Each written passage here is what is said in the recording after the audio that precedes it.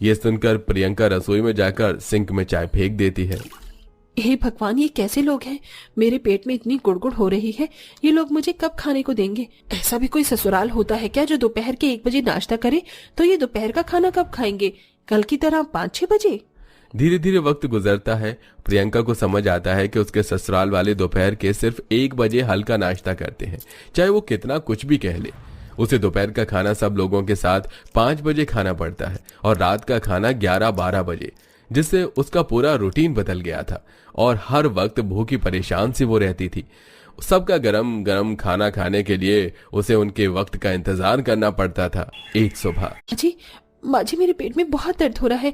आज तो आप जल्दी उठ गई हैं, क्या हम जल्दी नाश्ता कर सकते हैं? दोपहर को 1 बजे करना जरूरी है क्या?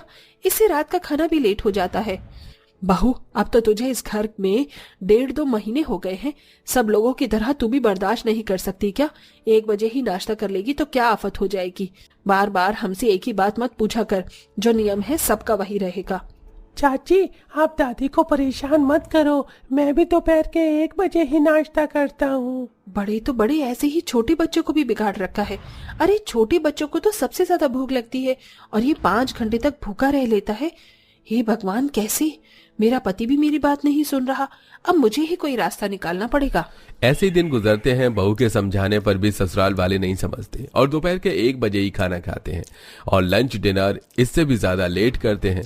इसी वजह से बहू को लेट सोना पड़ता है और सुबह जल्दी जागना पड़ता है। एक शाम, बस बहुत हो गया इन लोगों ने जो मेरे साथ किया है। अब इन्हें समझाना ही पड़ेगा कि जिस तरह से ये लोग लेट खाना खाते हैं वो सिर्फ हमारी लाइफ के लिए नहीं बल्कि बॉडी के लिए भी गलत है।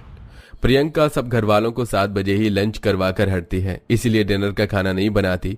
रात के 11 बजे सब लोग डाइनिंग टेबल पर बैठते हैं। अरे क्या हो गया आज बहू? बहू नहीं आई? बहू खाना कहाँ है? बहू, डिनर कहाँ है आज का? माँ जी, आप कौन से डिनर की बात कर रही हैं? वो तो आप लोग कर चुके हैं। क्या?